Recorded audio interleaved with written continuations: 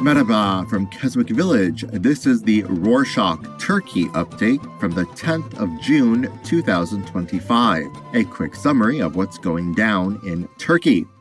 On Monday the 9th, Nezi Alalu, the head of the Young Entrepreneurs and Governance Association, called for a mid-year minimum wage increase in July. This request was surprising as it came from an employer representative. Typically, such calls come from unions and labor groups. Alalu highlighted the challenges low-income groups, small businesses, and self-employed face due to rising costs. He added that these people have limited access to credit because of high interest rates, and emphasized the need for measures to support these groups and maintain economic and social balance. In the past few years, the country increased salaries twice a year to help workers keep up with rising prices. However, the government had said that this year it would raise them only once. On Monday the 9th, Israeli naval forces intercepted Madleen, an aid ship in international waters, as it sailed toward Gaza. The vessel, part of the Freedom Flotilla coalition, carried international activists, including Swedish climate activist Greta Thunberg and several Turkish citizens. Israel redirected the ship to one of its ports, saying it had enforced a naval blockade.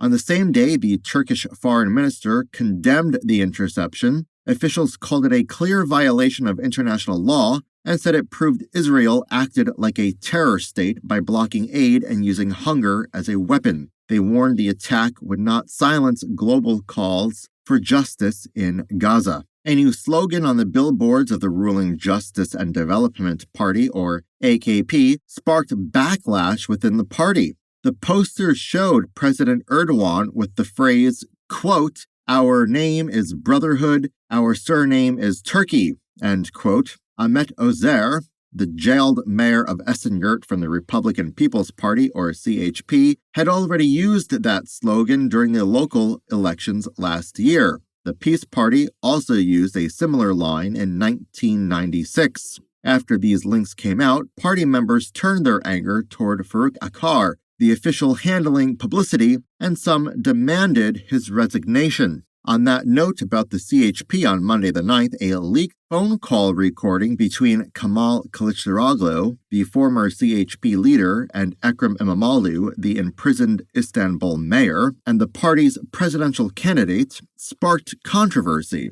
The recording suggests İmamoğlu advised Kılıçdaroğlu on how to withdraw from the 2024 leadership race appropriately while facing pressure to step down during the party's 38th Ordinary Congress. An investigation is underway into alleged irregularities at the Congress. Some accuse İmamoğlu of pressuring Kılıçdaroğlu, while allies argue the audio is a one-sided, possibly illegal recording aimed at damaging İmamoğlu. Nevertheless, the leak raised doubts about İmamoğlu's transparency and pointed out internal power struggles and backroom deals, possibly weakening his position ahead of upcoming elections. Speaking of İmamoğlu, on Tuesday the 10th, journalist Timur Saykan reported that the Culture and Tourism Ministry allegedly blocked several artists from performing at summer concerts in the ancient theater of Ephesus in the western city of Izmir.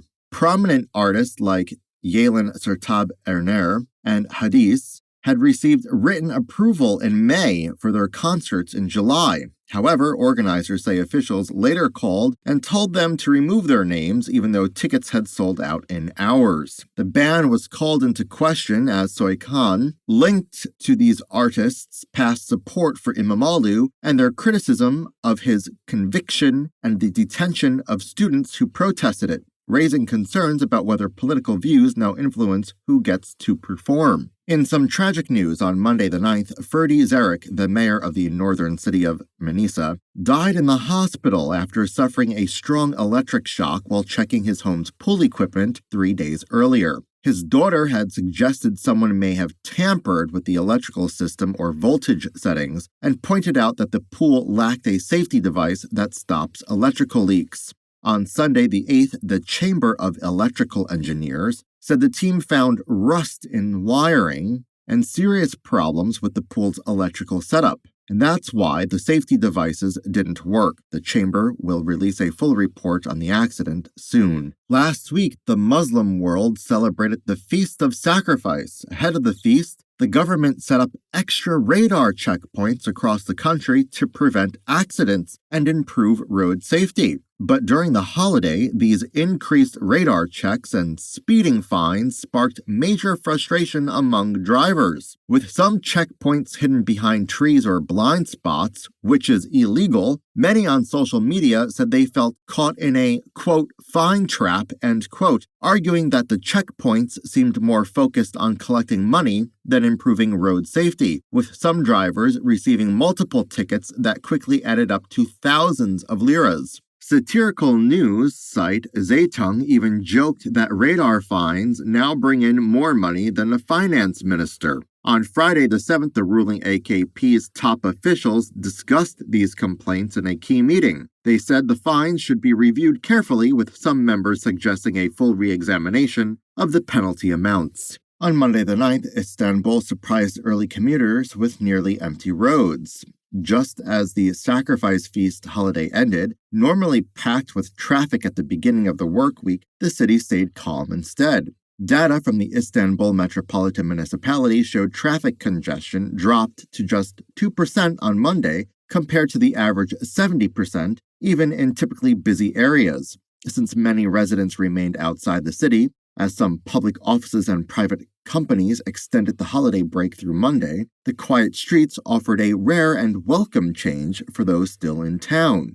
More on transportation on Monday the 9th. An Anadolu agency report highlighted the western city of Izmir's bicycle traffic police, known as the White Shallows, who have kept bike paths safe and orderly for 11 years. The team started in 2014 along the Bostanlı-Karşıyaka coast and now patrols nearly 40 kilometers, around 25 miles. The deputy police chief said that over the past 10 years, bike use has been rising. Complaints about cars and bike lanes have decreased, while children are learning road safety early. Izmir is one of the few Turkish cities investing in real bike infrastructure, aligning with the EU-backed goal to be carbon neutral by 2030. Encouraging cycling over driving helps cut emissions and build a cleaner, healthier city.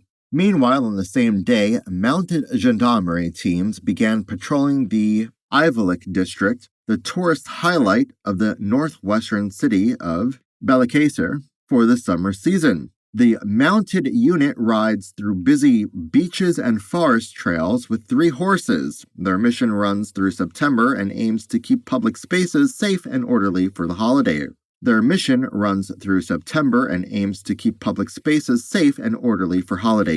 Turkey's 2 major exams are coming up: the high school entrance exam on Sunday the 15th, and the higher education exam on Sunday the 21st and Sunday the 22nd. Experts told students that now's the time to go over practice questions they got wrong rather than try to learn new topics. They also suggest keeping routines steady, getting enough sleep, eating light meals, and doing timed practice. They advise families to offer calm encouragement, not pressure, adding that the key is steady effort and emotional balance, not last-minute stress. Still on education, on Tuesday the 10th, the Ministry of National Education launched a new pilot project to reduce absenteeism in primary schools across 17 provinces. In partnership with the United Nations Children's Fund, the 3-year plan will track students at risk of dropping out and create local strategies to keep them in school. The ministry will monitor absence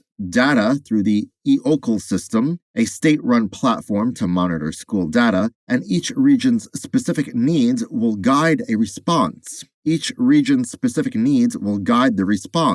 A new online tracking tool, along with training for teachers and families, will help schools respond more effectively. Finally, health experts are reporting a seasonal rise in tick bites across Istanbul, especially in parks, forests, and picnic areas. They advise checking for ticks after spending time outdoors and keeping clear of grassy areas.